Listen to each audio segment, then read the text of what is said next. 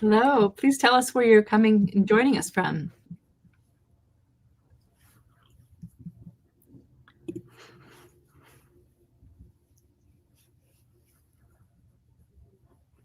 As usual, from all over. That's great. Deutsche Amerikanerin. Mm.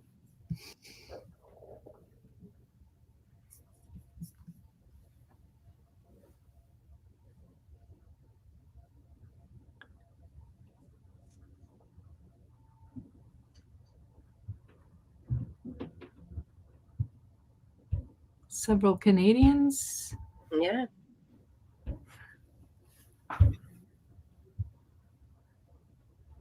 Maine. Oregon. North and South Carolina, Michigan, Florida, LA. Yeah. Ohio.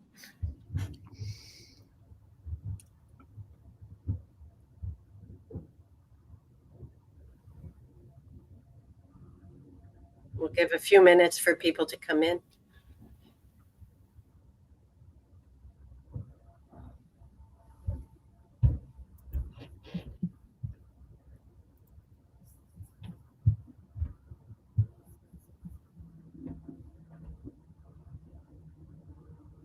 Anybody recognize the tune of the opening music we just played?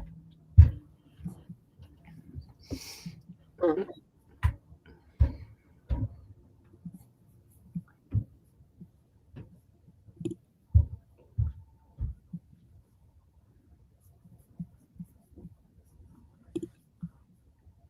Should we go ahead and get started, do you think?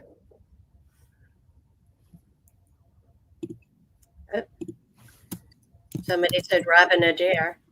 Yes. Film Escape wins the prize. All right. So hello, everyone. My name's Inga Brody. I'm joined tonight by my co-host, Deb Barnum, and our technical director for this episode is Maisie Ferguson, who's an English major and music minor at the University of Kansas. So since 2019, Jane Austen and Company has aimed to provide top-notch programming related to Jane Austen.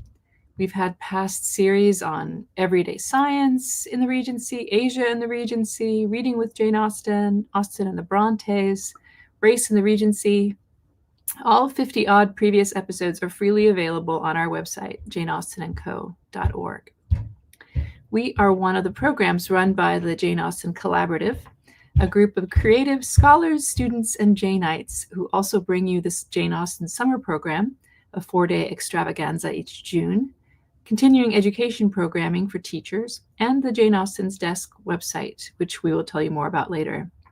You can read more about all our programming at the janeaustencollaborative.org. So today we continue our series, Music and the Regency, after an exciting spring full of musical events.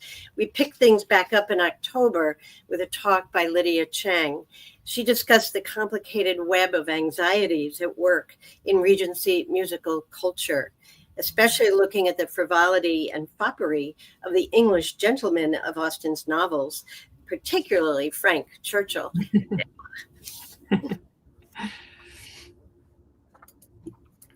Before we jump into today's music, Jane Austen and Company would like to extend a heartfelt thank you to Laura Klein, who recorded the lovely intro music you heard at the top of today's event. The music you heard was Andante con moto by Domenico Cori from a select collection of music for the harpsichord and piano in the Austen Family Music Books. It was performed by Laura Klein, piano, in 2014. We will be collaborating with Laura shortly for exciting musical additions to Jane Austen's Desk. Jane Austen's Desk is a digital humanities project with a public focus, part of the Jane Austen Collaborative Incorporated. Some of you might be familiar with this project. Jane Austen's Desk, or JAD. JAD is a window into Austen's world for scholars, fans, and general readers to explore and learn, as well as connect and collaborate. An interpretive vision of Jane Austen's writing space and traveling desk set in 1813 JAD hosts many interactive resources, including historical, literary, material, philosophical, and, soon, musical sources, all made possible with your support. Yeah, and now I'm excited to introduce tonight's speaker. Janice Brooks is professor of music at the University of Southampton in the UK, an international hub for the topic of Austen and music. She has research interests in early, modern, and 20th century French music, domestic music in 18th century Britain, music and gender, and museum sound. She's the author of Courtly Song in Late 16th Century France, and the musical work of Nadia Boulanger, one with University of Chicago Press, the other with Cambridge. She's edited essay collections, including Nadia Boulanger in Her World and Nadia Boulanger Thoughts on Music, as well as Sound Heritage, Making Music Matter in Historic Houses. And most recently, the Renaissance volume of the Cultural History of Western Music with Bloomsbury. Her current project, At Home with Music, Domesticity and Musical Culture in Georgian Britain, explores the role of music in material and ideological constructions of home. So very relevant to us. Now, before Janice begins her talk, our technical director, Maisie, will explain how you can send in questions during and after her presentation. Hello again, everyone. Welcome to YouTube, our streaming platform. If you would like to leave a comment or ask a question, please use the comment feature on the sidebar. We'll collect your comments throughout the performance, and during the Q&A after, we'll ask and Janice can answer them.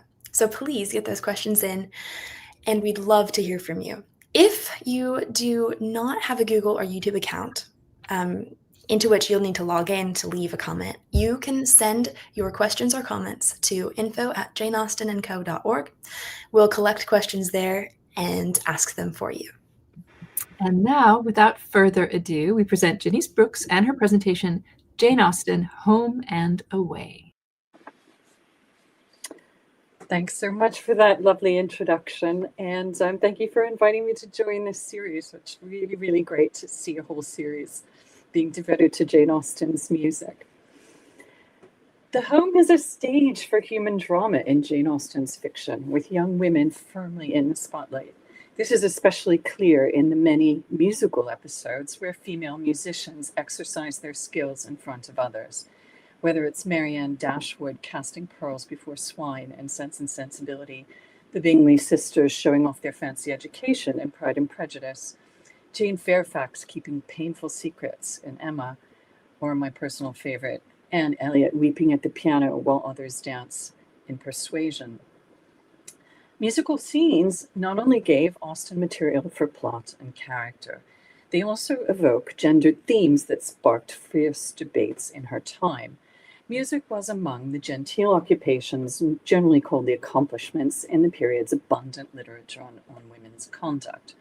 For some writers, the accomplishments were trivial activities that distracted women from more valuable pursuits. For others, they were assets on the marriage market, while for still others, they were innocent pastimes serving as personal leisure and entertainment for family and friends. And Austen, as we know, explores these arguments herself, most memorably in a key musical episode in Pride and Prejudice. And the prominence of these debates in the 18th century on the accomplishments means that it can be really tempting just to reproduce their terms rather than moving beyond them. But Austen's own musical life cannot simply be contained in that discourse around the accomplishments. Although she often listened to others, she apparently never played in company herself.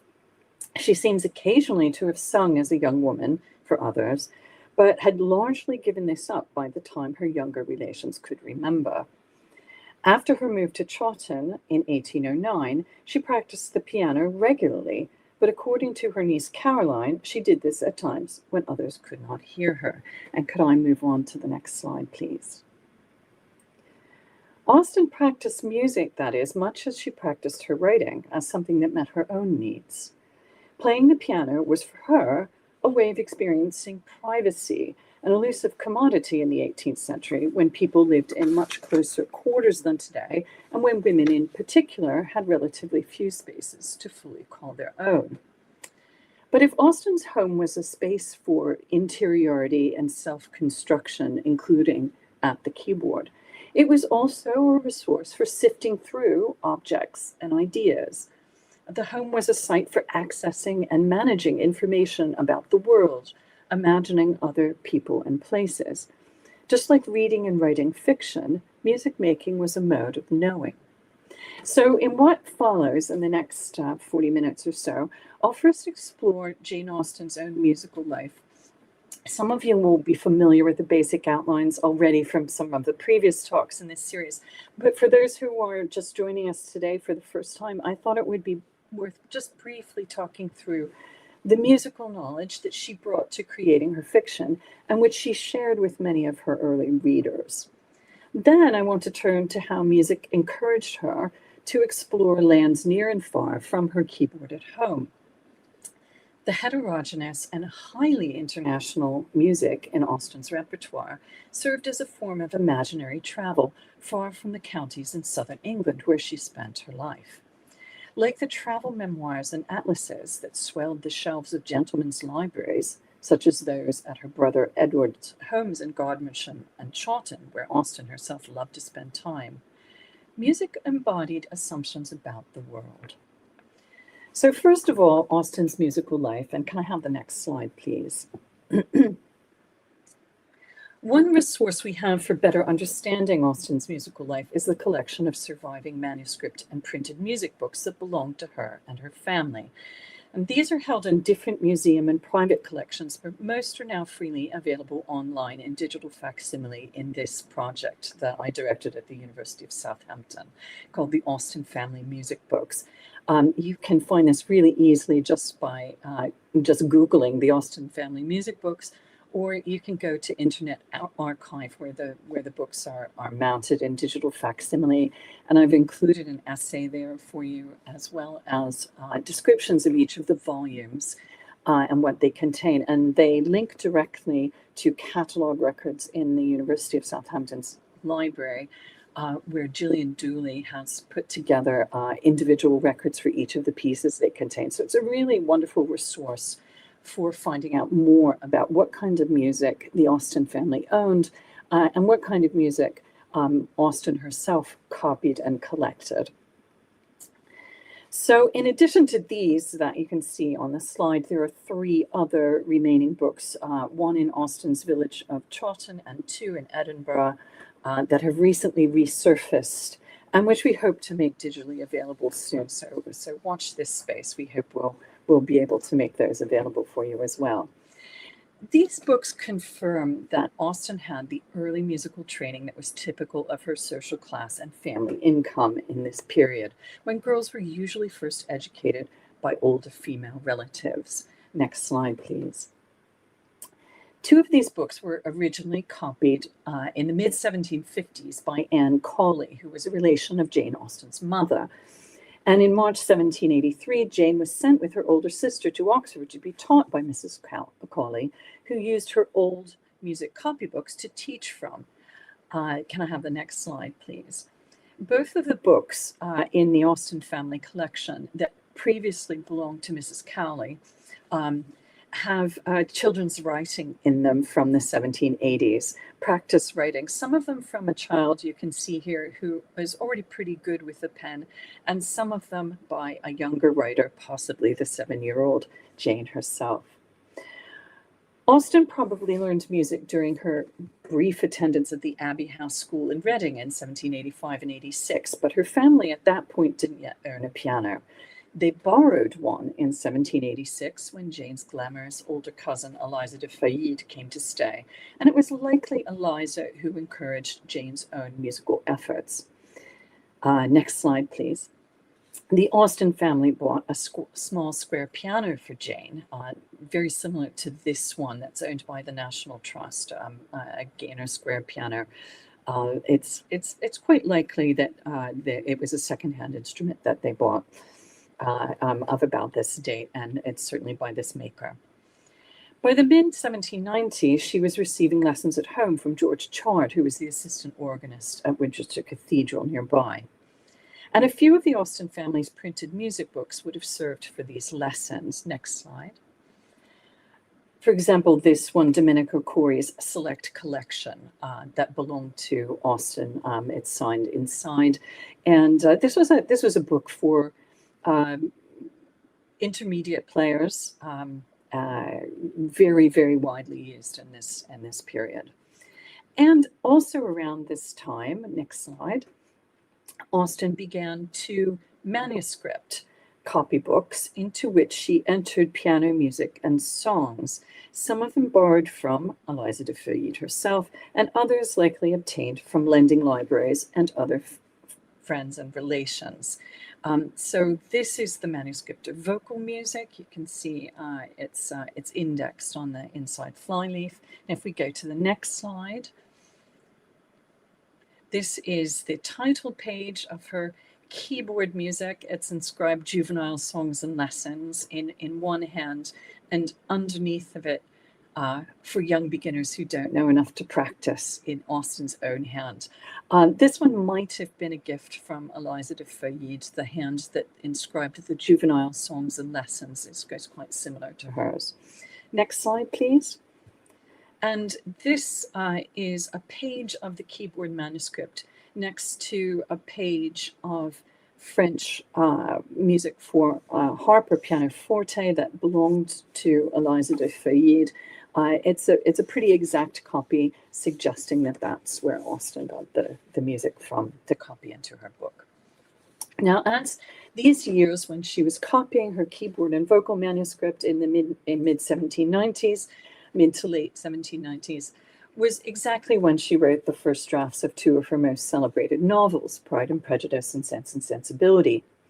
Although they weren't published for over a decade, these novels reflect the musical experiences of her 20s, which included not just copying and playing music herself, but attending formal and informal balls and assemblies, concerts and county music meetings like the Hampshire Music Meeting in Winchester, which we know she attended, and musical theatre as well.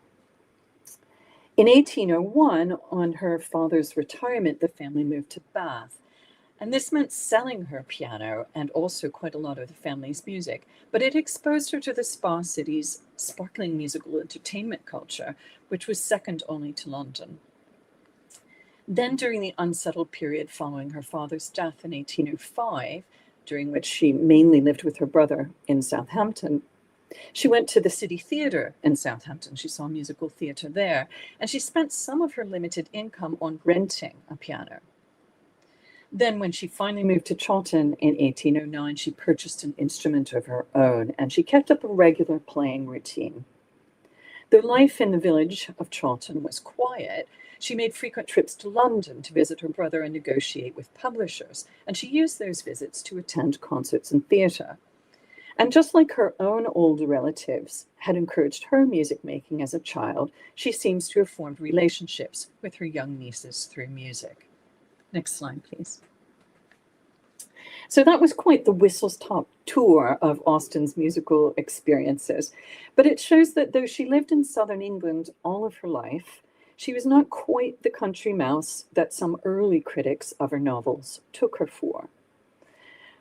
While it's true that her fiction tends to focus on small communities, these serve as a frame for explorations of wider literary, social, and political currents that marked British culture of her time.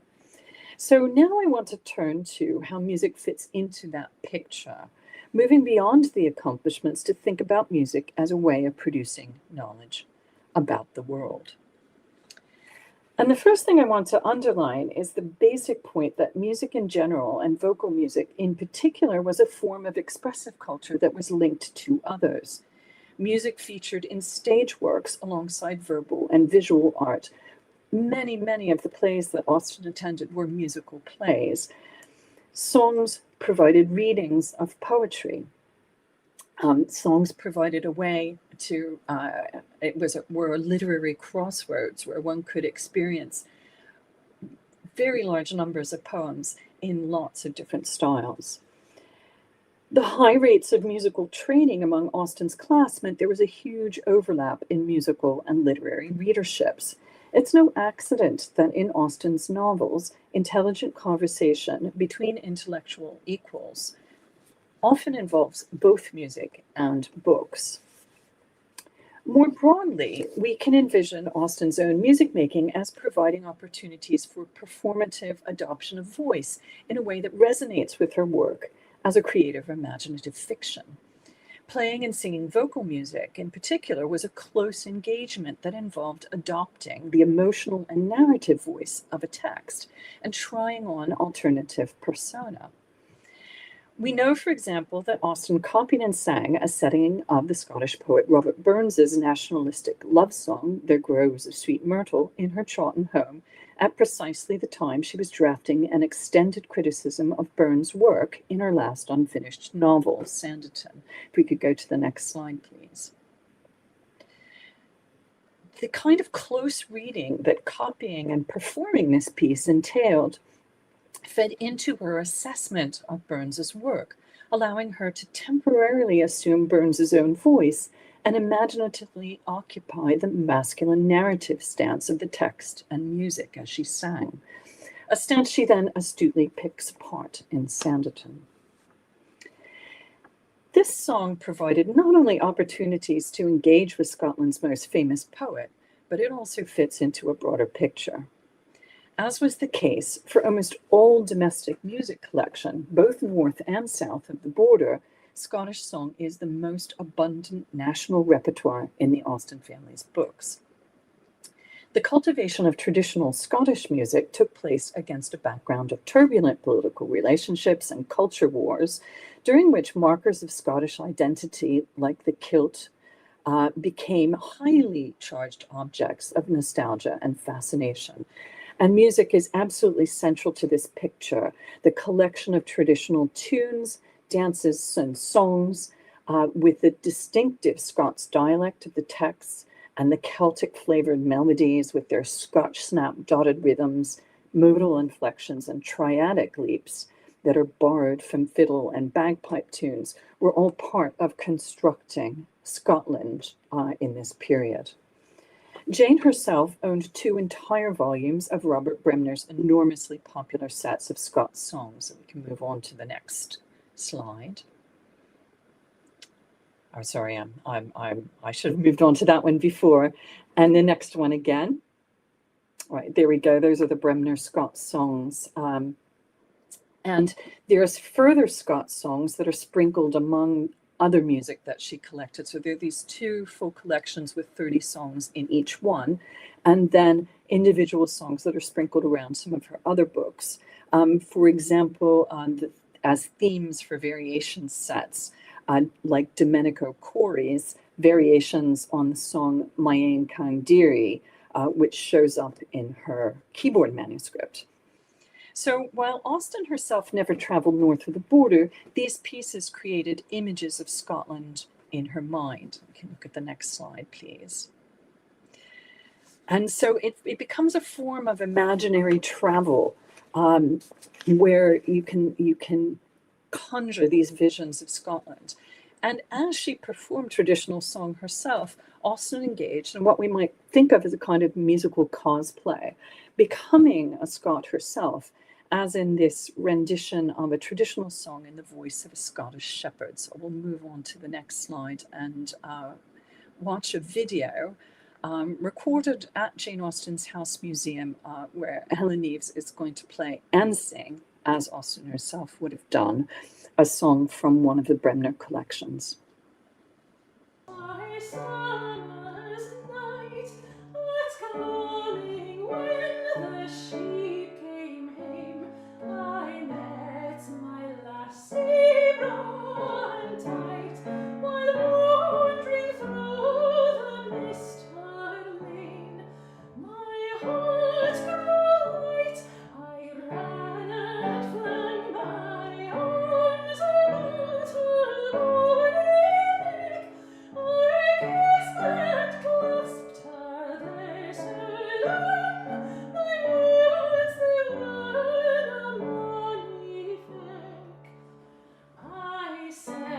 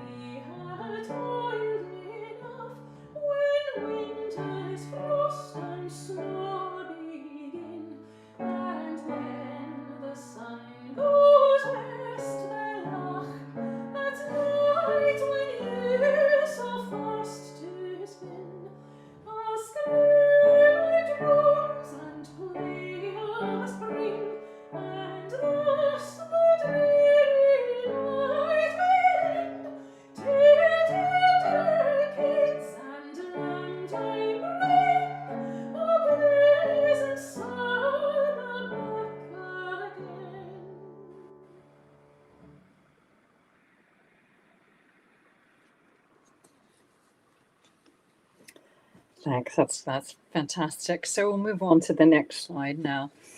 So I mentioned a minute ago Domenico Corri and his variations on Main Candiri, which is another very well-known Scottish song, traditional song.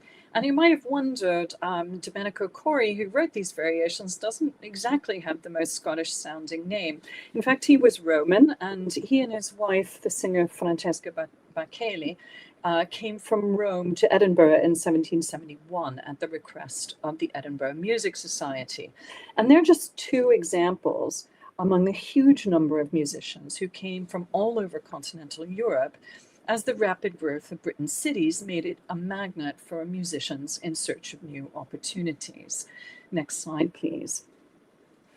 Austen regularly met and heard such professionals, such as Venanzio Razzini, the Italian singer and impresario at Bath, who was running the assembly room concerts and musical events when she lived there, to Philippe Jacques Meyer, her niece Fanny's French harp teacher in London, to the German emigres Wilhelm and Johann Baptist Kramer, who were regular performers at the Hampshire music meetings that she attended. Pieces by all these composers found their way into the Austen family music books. And British amateurs were also voracious consumers of music by continental composers who either never came to England or were only occasional visitors, like Haydn, whose London visits during Austen's youth were so successful, or Ignace Pleyel, whose music appears in vast numbers of domestic collections. Next slide, please. So there's quite a bit of Pleyel in the Austen family books. Some sonatinas, which are quite easy. Those are were learner pieces that Austen probably also used in her lessons with George Chard. And then some harder pieces that show up in her sister-in-law, Elizabeth Bridges Austen's books. So if Scots songs helped Austen imagine faraway parts of Britain, instrumental repertoire like this is how she absorbed the international classical style that dominated homes and concert halls across Europe. And music provided not only contact with people from the continent, whether in person or in print, but it also offered depictions and viewpoints on continental cultures and events. So earlier we saw how Jane's cousin, Eliza de Fayid, was a source for up-to-date French music for her that Austen could copy into her music copybooks. The French Revolution was a lived experience for Eliza. Her husband was executed and she was obliged to seek refuge in England. Jane's music books contain not only recent French music of all kinds, but also items that are specifically associated with revolutionary themes. Next slide, please. Next one after this. This is just another example of some continental repertoire. So, and this is the map of France from the period. Next slide on. And this is a copy of the Marseillaise, the Marseille March, which was the French Revolutionary anthem, and it shows up in Austen's vocal copybook. So we can't always know what kinds of conversations this revolutionary music might have sparked, but in at least one case, Jane Austen's music books can tell us something about how she viewed events. So we'll go on to the next one. Her vocal copybook includes the Anglo-Italian composer Stephen Storace's Captivity, which is a setting of a poem in the voice of the imprisoned French queen, Marie Antoinette. And we'll just have a listen of that.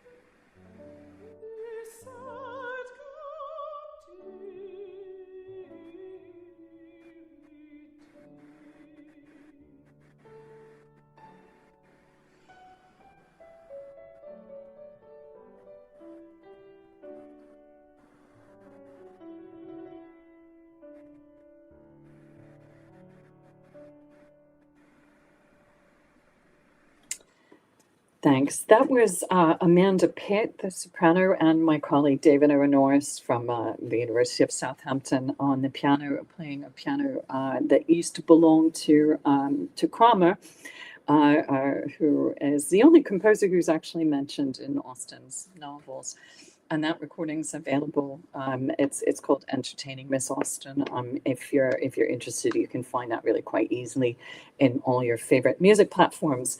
It's quite an effective song, this Durace piece. He was a theatre composer, and although this was not a theatre piece, it's a standalone song, it's got some very effective gestures in it that bring across this character of Marie Antoinette awaiting execution. And Austen, can we go to the next slide, please? Austen copied this into her vocal manuscript next to another piece called Queen Mary's Lamentation, which is a song in the voice of Mary, Queen of Scots, on the eve of her own execution. So this juxtaposition, putting these two pieces right next to each other in her book, assimilates the contemporary tragedy of Marie Antoinette to Austen's knowledge of British history, drawing a connection between these two women, Mary, Queen of Scots, and Marie Antoinette, and their emotions in the face of a tragic destiny determined by political circumstances. And this is a really good example of how amateur musicians could use music books and music making to create historiographies through collection and juxtaposition, in the same way that young women used albums, scrapbooks, and commonplace books to organize their understanding of British and wider European history. And finally, I want to turn to the colonial and imperial threads that are woven through the Austen family's music. The transatlantic slave trade and extraction practices in the Caribbean, India, and Africa generated huge wealth and raw materials that were bound up into all aspects of Georgian music culture, from the ivory and exotic woods used to make instruments, to the construction of vast new homes complete with specialized music rooms, to the funding of urban concert life. Britain's imperial hegemony had not fully coalesced in Austen's lifetime, but it was under construction, so the imaginary had a crucial role to play in making possible the political and physical occupation of land and the creation of oppressive hierarchies involving indigenous peoples. Contemporary British abolitionism was a vigorous protest against dehumanizing treatment, but it was also a largely white-centered practice oriented around ideals of benevolence. Sentimental song was used to incite pity for the less fortunate, including a wide range of people within Britain, such as orphans, the poor, and the mentally unwell.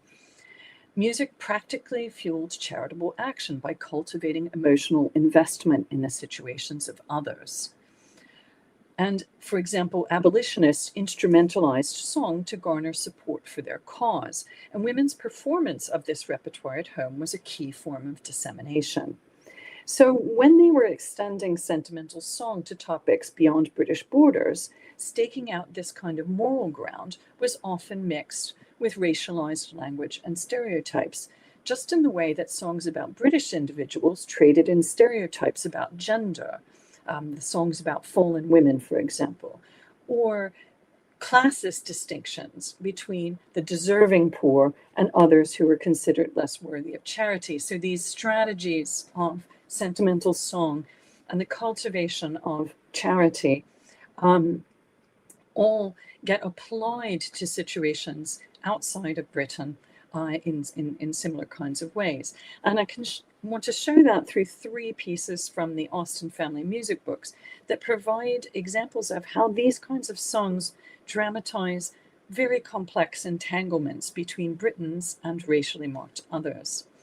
And the first of these is Poor Ora Tink of Yarrow Dear. It's a piece by Charles Dibdin. Next slide, please.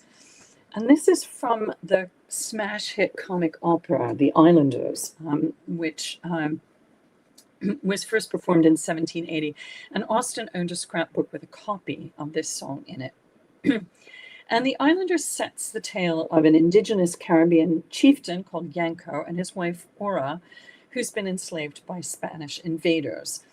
Aura believes her husband is dead, but he's actually alive on another island where he's protected the Spanish governor's own family from harm. And he returns to his own island at the opera's end, and he condemns the invaders' unprovoked assault and shows mercy towards the Europeans under his own control. And his behavior is very consistent with the figure of the so-called noble savage in European literature. And his behavior causes the Spanish governor to change his position and to abolish slavery on the island. So reviewers of this piece called attention to its anti-slavery themes. But these were developed within stage conventions that were developed in the 1760s. So Aura and Yanko were both played by white actors in copperface. And while Yanko speaks standard English, Aura uses pidgin. So here, this is meant to be a marker of her lower status, but it's attached more to her gender. As I said, Yanko speaks standard English and only Aura uses pidgin. But at the same time, her fidelity to Yanko and her resistance to sexual harassment from her enslavers makes her too a noble character. And this quality is actually reflected in the serious emotional quality of her songs, like this one, Poor Aura Tink of Yanko Dear, which expresses her grief over Yanko's presumed death in sophisticated and heart-tugging terms that elevate this character into a heroine of sensibility. Next slide, please. An equally complex example is the Song from Mr. Park's Travels, which derives from an episode recounted by the Scottish adventurer Mungo Park, the first European to trace the course of the Niger River. Next slide, please.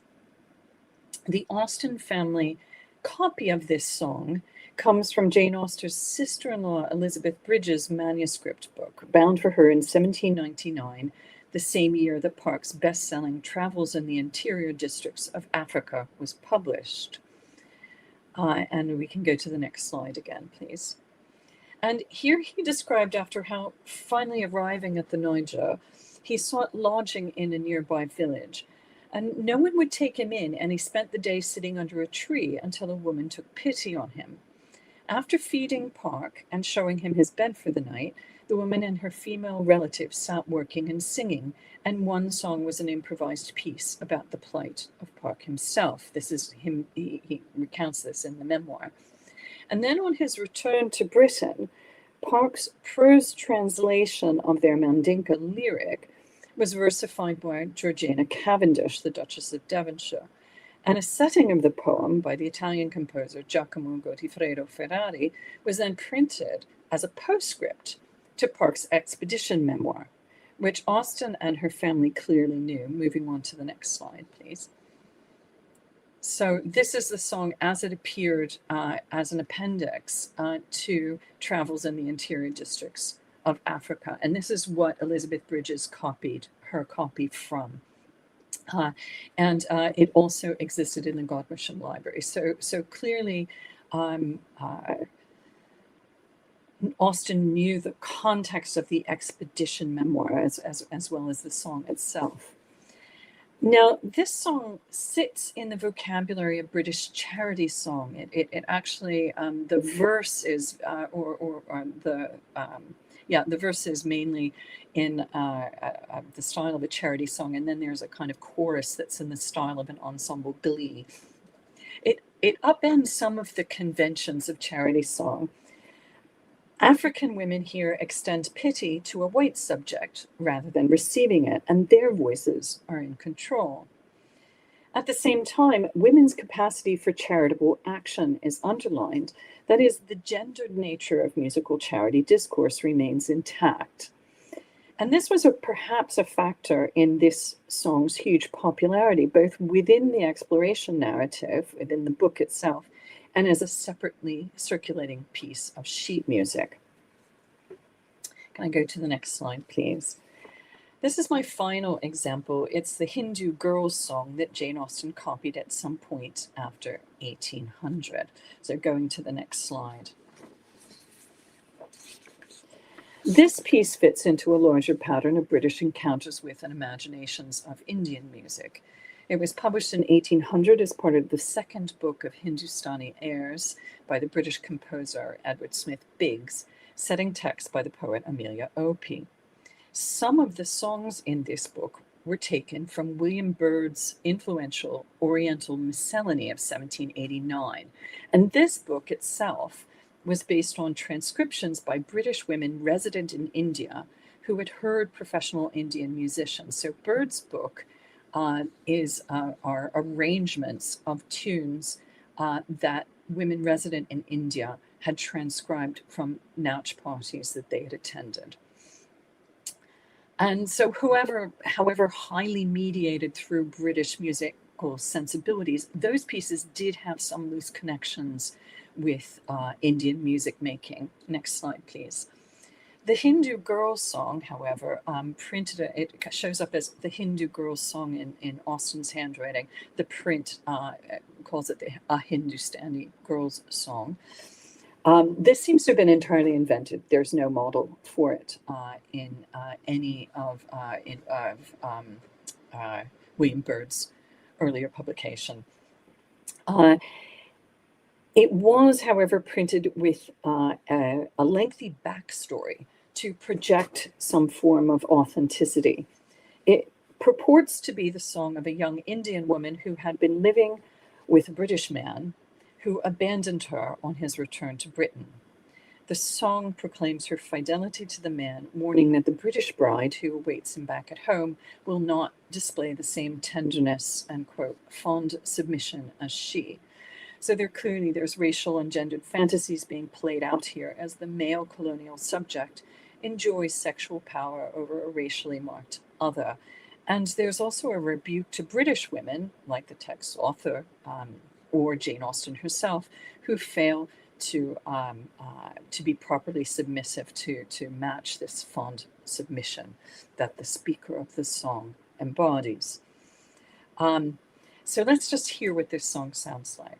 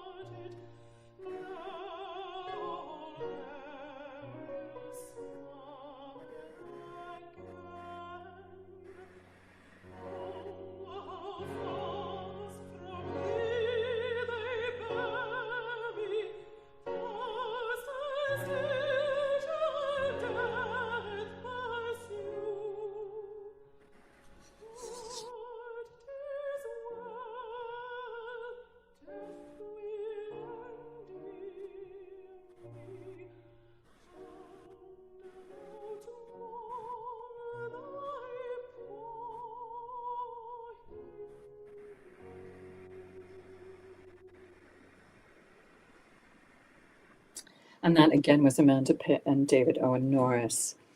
Songs like this present huge challenges in unpicking routes of transmission, relationships to non-European musics and peoples, and forms of mediation. What is clear, though, is that these repertoires generated performances of Black and Brown otherness within Austen's own culture, performances that she herself could undertake as an exercise in imagination. While some have seen this as representing investment in expanding British hegemony, others have highlighted the possibility these songs offered for critique. And perhaps another way to think about this is also to see Austen's music as a tool in thinking her way through the knotty cultural interconnections, entanglements, and oppressions that marked her time. So next slide, please. So as we imagine young women at music in the years around 1800, the social spotlight and the accomplishments are not the only picture we can conjure. Music was a rich and multivalent resource that helped amateur musicians not only to develop their own sense of self, but allowed them to explore the world, to try on alternative identities, and to explore complex positions towards difference.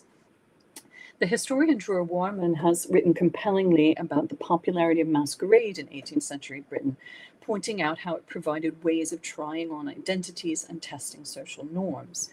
So perhaps we can think of Austen's music making as an embodied form of sonic masquerade. As she went through the pieces in her music books, she became, by turns and at the same time, an accomplished woman and a Scottish shepherd, an enslaved Caribbean islander, or a doomed French queen. She voyaged far from home, adopting different personae through performance and reflecting on the stories, emotions, and attitudes expressed through music and poetry. That is, Austen's music making opened new worlds for her, much like her fiction and its adaptations do for us all today. Thank you very much.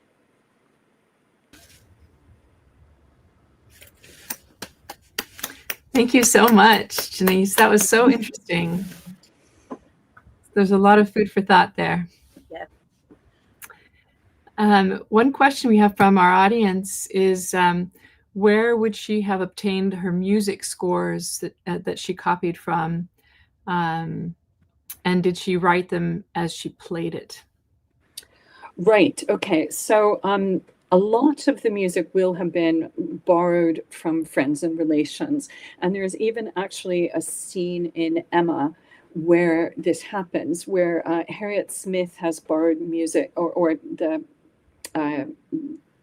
Robert, the farmer who wants to marry Harriet, has borrowed, his sisters have borrowed music from Harriet, and his marriage proposal comes with the music when it's returned to Harriet.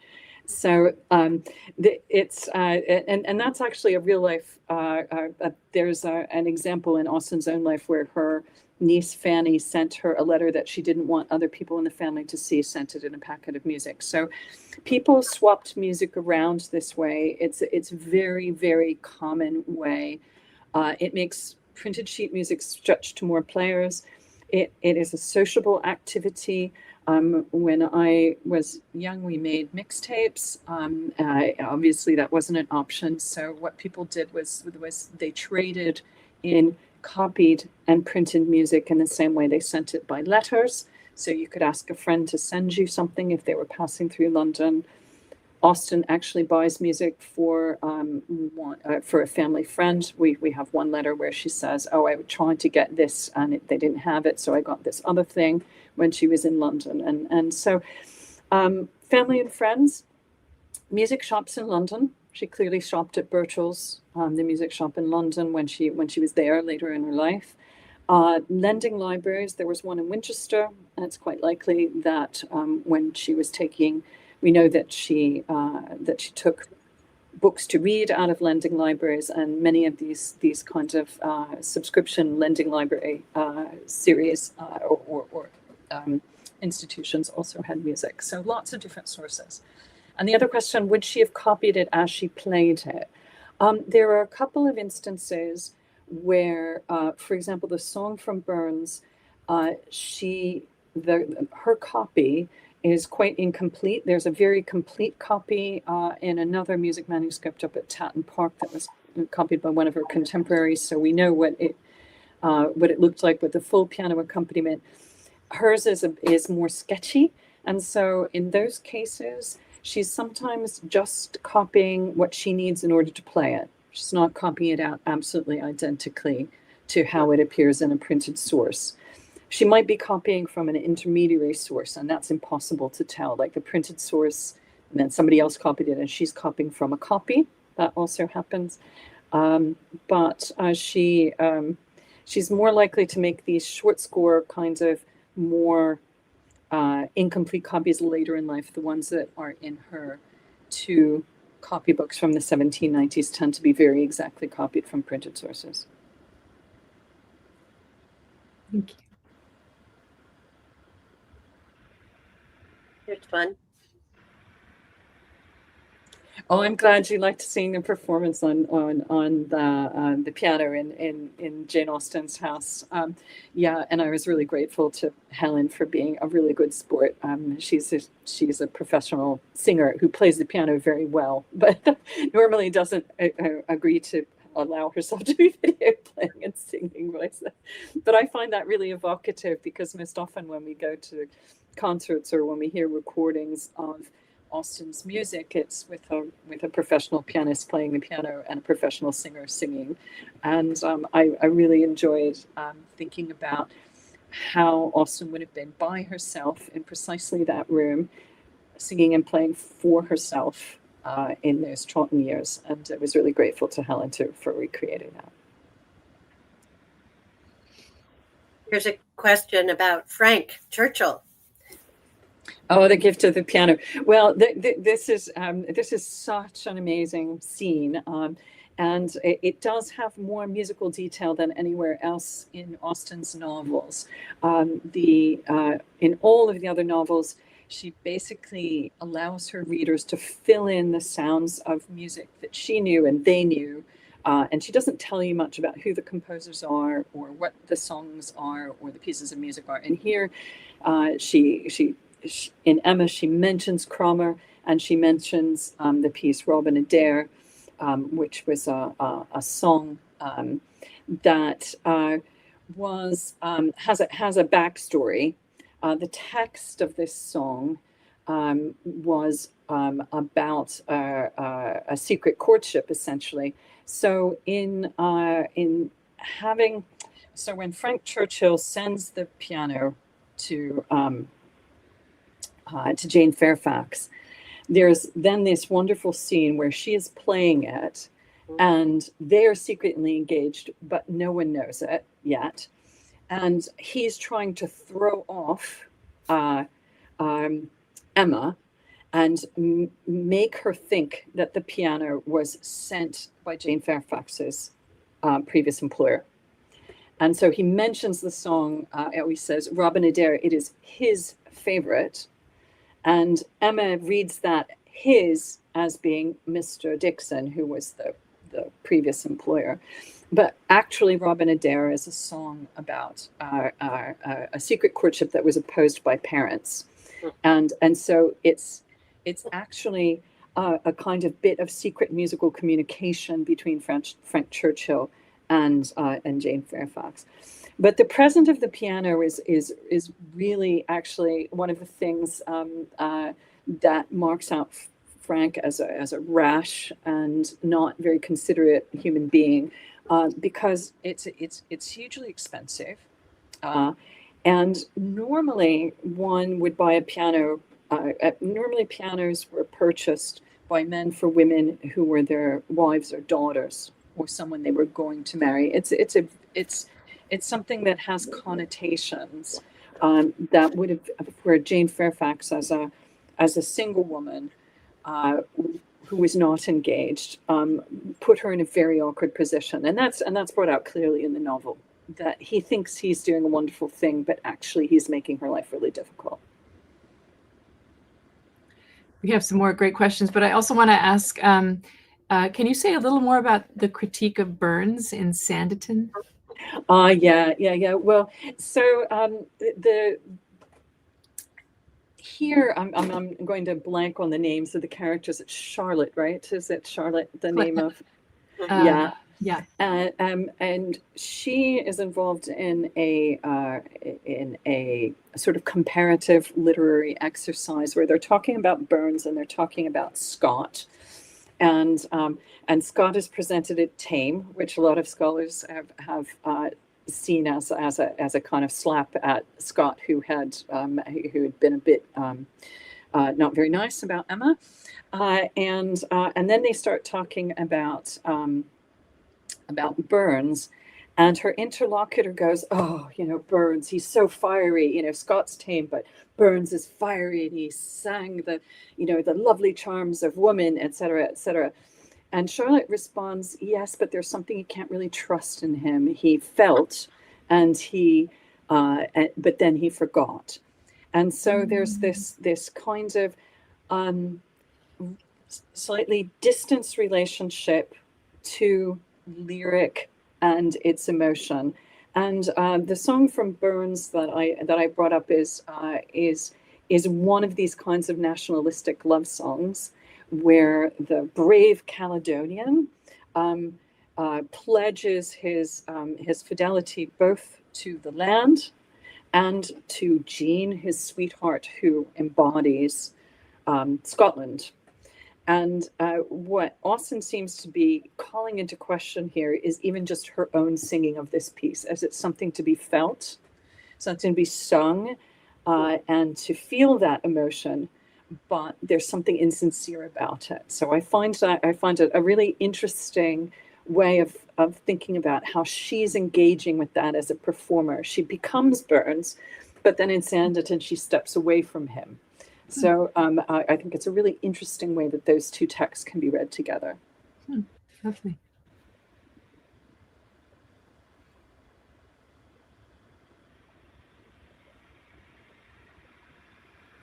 Right. Okay. A pianoforte and a modern piano.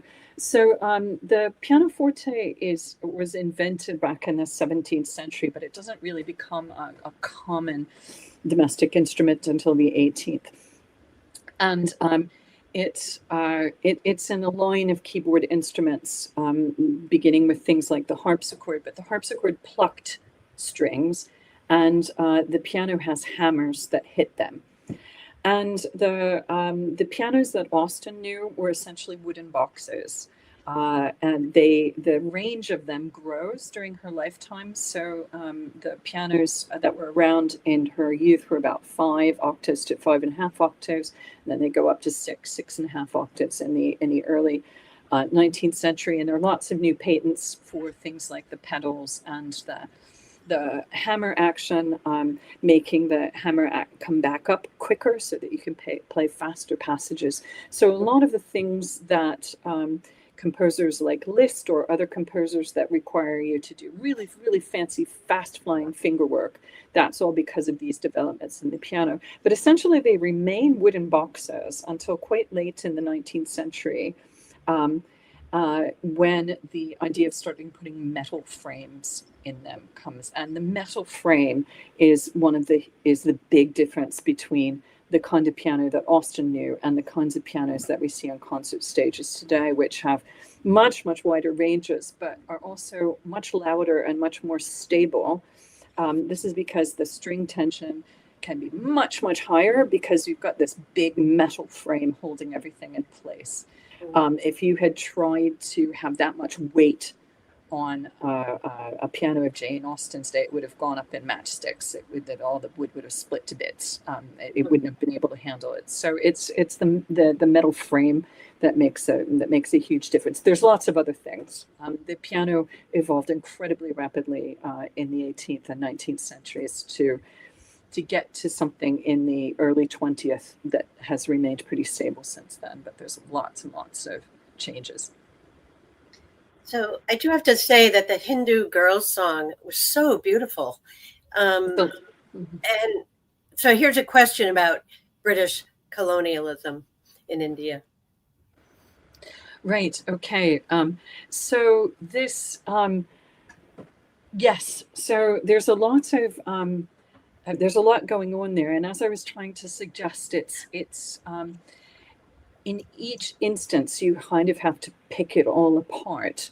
There's a lovely article by Gillian Dooley and Uma Salmi in Southeast Asian Review, precisely on this song, the Hindu Girls song, that looks at, for example, relationships are between British men and Indian women, of which there were a lot. A lot of British men went to India to make a fortune. It was something that younger sons and enterprising men from families further down the scale went to try and make money there, and they wound up sometimes becoming involved in various ways with women in India, which was problematic for those women as well, sometimes within their own communities. And it's a really nice article that picks apart some of those things. I wouldn't be willing to make a kind of a blanket statement simply because it is so complex. And as the questioner rightly pointed out, there's a lot of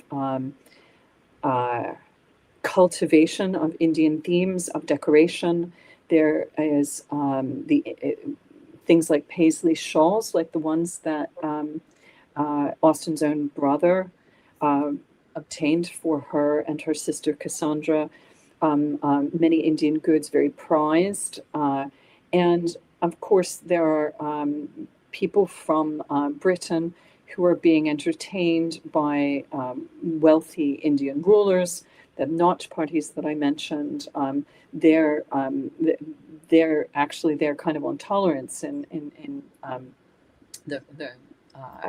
it's a slightly different situation. So that was a long answer to a short question. I really very much recommend Gillian and Uma's article on the Hindu Girls song, which goes into a lot more detail than I could do in this talk. I really love your interpretation of the role of music as this kind of performance of other perspectives. It reminds me of the idea of a contact zone. So like music is a contact zone between cultures with all the problems inherent in those moments and places. But there have been other approaches to music and Austen. Like I'm thinking of not that well known, but Robert Wallace's treatment of Austen and Mozart, looking at stylistic and structural similarities, or listening as music as a way of developing style and structure for her literature. Do you think there's any validity in that kind of approach? And if you were doing it, would you have picked Mozart? I probably wouldn't have done, simply because I think that Salzburg and Vienna are an awfully long way away from southern England, and it's it tends to take as a kind of premise that Austen's achievement as a novelist has points in common with Mozart's achievement as a musician. It's kind of like putting canons into different art forms together and seeing what happens. And that can generate some really interesting meetings, and people have done some really interesting things. I'm a historian, and so I am really much more interested in trying to find out what are the sounds that Austen herself brought to imagining musical scenes in her fiction. What are her readers imagining when they read these scenes? What kinds of music are they experiencing at home? What kind of music are they experiencing in public venues? And when you start poking into that, it comes out as a very different picture than you might get if you read music history books, and it kind of went, there was Mozart and Haydn, then there was Beethoven, then there was Schubert, and you get this kind of view of the Viennese classics as what is going on in music in the 18th century.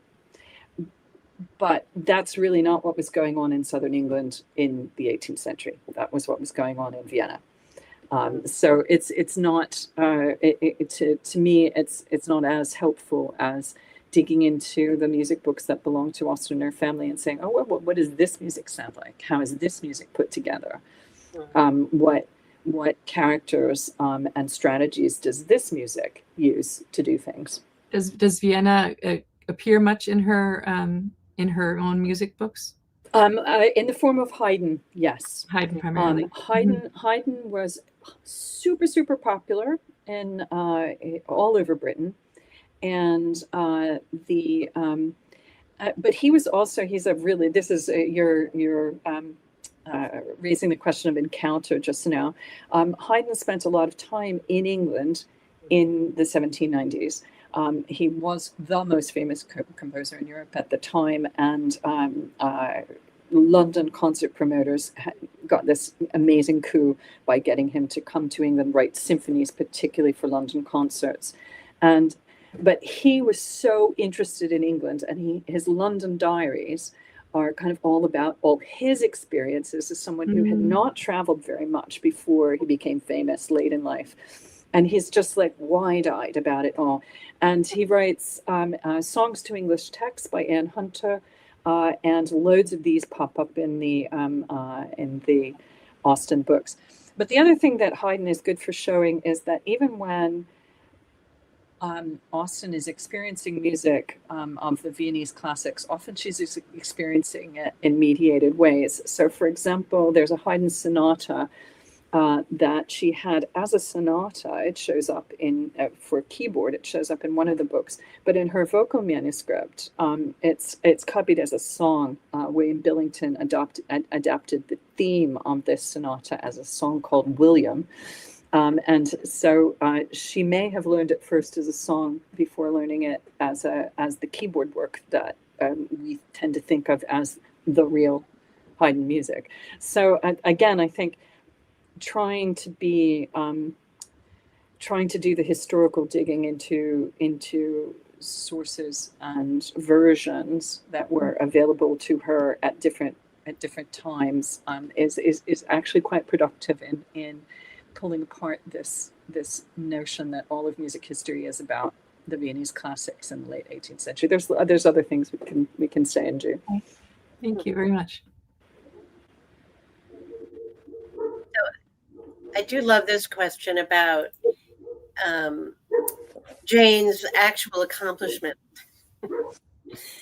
So can you tell if she was actually quite accomplished, just given the kinds of music she copied, even though it seems she was too shy to play in large company?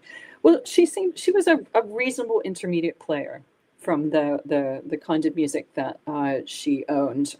The copied music tends to be, a lot of it is the simpler music, and that's typical that people often didn't copy the most complicated music just because it took so long. The really longer, meatier pieces, you'd buy it as a print, and you would use your copybook sometimes for shorter things. And her copybook and print music seems to mostly fall into that pattern. But yeah, reasonably good player and reasonably good singer. And she does seem to have, there's at least one account of her singing the yellow-haired laddie in company when she was much younger. But by the time her nieces could remember, during the Chawton years, she wasn't singing for other people anymore. So she may have done it in small kind of family gatherings when she was younger, but later on, no. In Pride and Prejudice, Lady Catherine offers Elizabeth this space in the housekeeper's quarters to practice while she's there. Would it be usual? This our listener asks. Would it be usual for a piano to be in those quarters? Well, yeah, actually, for very wealthy families who have governesses for their children.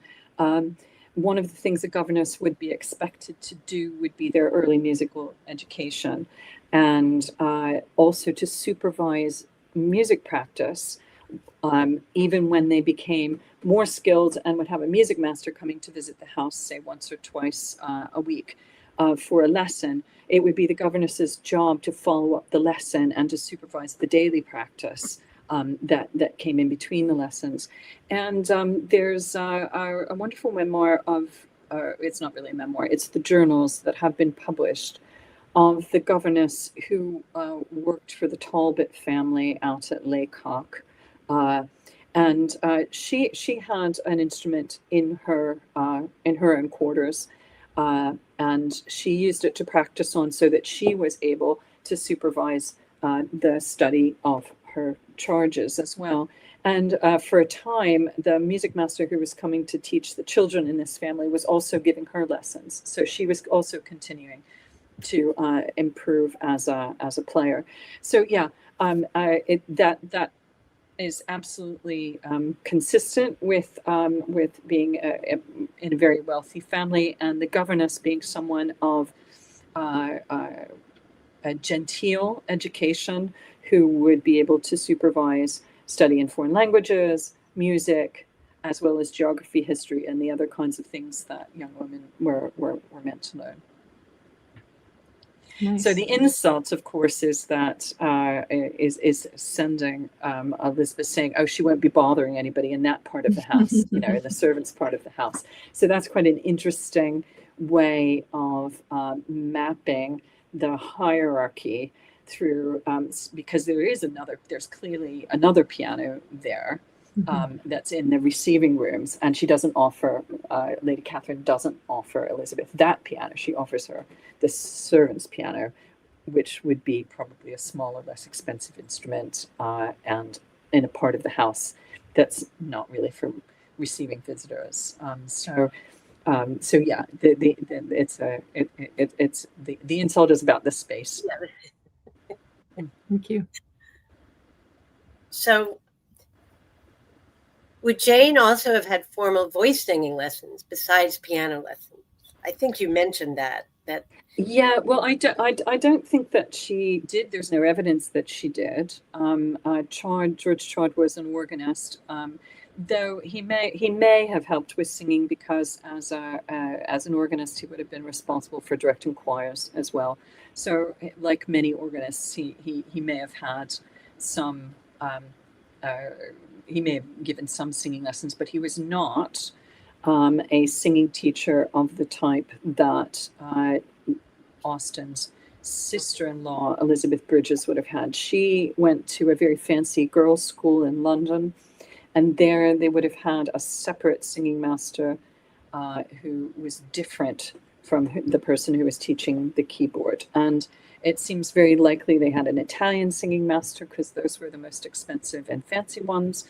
And she's the only member of the Austen family who has large amounts of difficult Italian vocal music in her books. So she was a baronet's daughter. She clearly received the kind of education of that it was a musical education that was a step up from what Austen received. And the singing master, having a foreign singing master and being able to sing in Italian, is one of those things that that tends to be associated with much higher income. Wasn't Hester Lynch Piazzi, didn't she run off with her Italian singing master? She did. Her daughter's singing master. She did, causing great consternation to all concerned. Yeah. And very wealthy families often had live-in Italian singing masters. So that at Aubrey Park, there was an Italian singing master living in, instructing Sally Shilton. And their Tenducci was a really famous castrato, was living with the Hopetown family in Scotland. So, and Domenico Cori, the Roman whose music Austen had, he and his brother Natale taught all the children of the Duchess of Buccleuch, the Duke and Duchess of Buccleuch. They came out from Edinburgh, and they were giving like 3 lessons a week. both in Edinburgh in the townhouse and in Dalkeith Palace. But you're talking like insanely wealthy people who have these top-notch Italian singing masters, and that was way out of the Austen family, the income of a country vicar, the way that her father was. I'm not real clear on how clearly the music books are dated in terms of when things were copied out, and I'm wondering, can we learn anything from the years in which she was copying out the Marseillaise and these, the Marie Antoinette song in terms of the relationship, in relation to the war going on and the date of the historical events? Is there anything you've noticed that's interesting in that regard? Well, I think both of those books are from the mid 1790s, so they're a little bit later than the events they describe. They're not coming at the same time, but they're within the few years. So what they're reflecting, and the poem that Captivity sets is by a Hampshire vicar, a guy called Joshua Jeanes. So it's part of this kind of British reworking or working through of recent events, and there are a number of these songs about Marie Antoinette. There's a collection that's contemporary that was bound in 1797 for Charlotte Carter Thelwall, who became the first wife of the Duke of St. Albans. And she has like 4 songs about, including Captivity, but some other ones as well. There were several of these pieces about Marie Antoinette.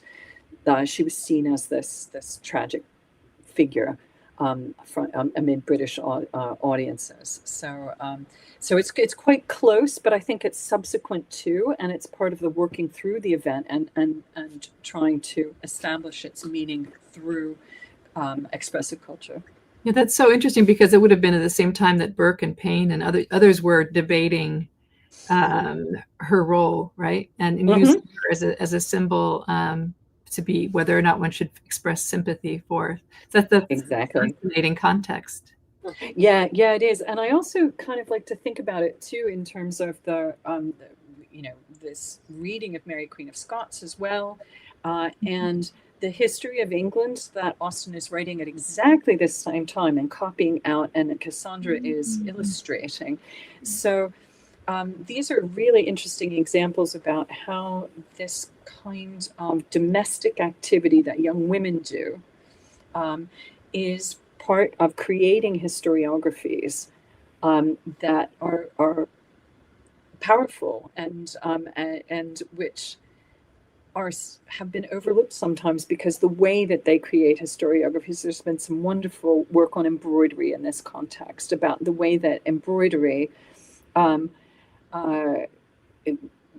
only in Austen's time, but even further back, was a way to bring characters to life, to bring understandings to life in pictorial form.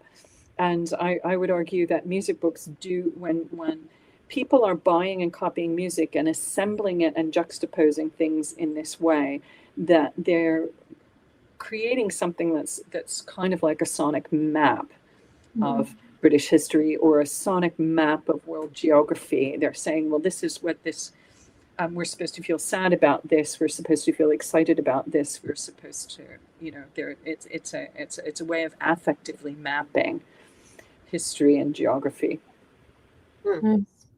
Deb, I think we have time for one more, right? Is that about right? Yeah, I think so. Yeah. There was a question about Colonel Brandon also giving Marianne a piano, but if I believe, and somebody else noted, that's only in the movie, right? That is only in the movie. That's only in the movie. But the interesting thing is, you could say that relationship between Brandon and Marianne Dashwood is prefigured when he gives her his ears, because he's the only one who listens when she plays. Or in the first scene when she plays for the Middletons, and everyone's talking over her and asking for a song that she's just performed, and Austen says that she says, and she overdetermines, if I remember correctly, the sentence. She says, "He alone of all the company." So instead of saying "he of all the company" or "he alone," it's really like he's the one, the only one who really listened and appreciated what she was doing. So it's a foreshadowing of what's going to happen. So he doesn't give her a piano, but he does. There is a musical relationship right from the very beginning that actually gets worked out later on. And it's a more profound one than the musical relationship that she has with Willoughby, which is also a musical relationship. He gives her sheet music, which she then pores over and plays after he's left and becomes terribly sad. Yeah, melancholy. I did have one question. Are you publishing a book about all this at home with music? Is that? Yes, it's not about Austen. No. Particularly, though she figures large because these books are it's a nice collection and her family is well documented. But yes, it's it won't be out for at least another year and a half. It's not done yet, so Let us know when it is. We're more than halfway there, but it will be soon. Good, Great. Yeah, well, wonderful. Well, thank you so much. This was terrific, and also to everyone in our audience, we want to invite you back on Saturday, November 22nd, for our next event. It's going to be another good one.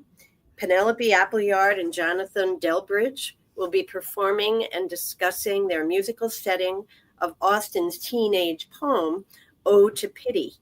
Please join us for their talk that was called A Song for Jane. And if it's getting to be winter time where you are, why not cozy up to any one of our previous programs on the website, which contains the archive of all of our previous lectures, over 50 of them, on topics ranging from Austen's daily musical practice and music books to the work of Regency textile designer Anna Maria Garthwaite to multicultural adaptations of Jane Austen novels. We've enjoyed bringing you this thought-provoking programming for the past 5.5, 6 years. Absolutely. Well, again, thank you, Janice, for this terrific talk. It makes me regret I don't have a piano anymore. But thank you all for attending today's presentation. And if you're still in the audience, then please consider donating. Every contribution helps us to continue to provide new Austen-related content. So have a good rest of your day wherever you are, because I think we're very much scattered all over the world. Yes. So thank you again, Janice. That was great. Appreciate it very much. Bye-bye.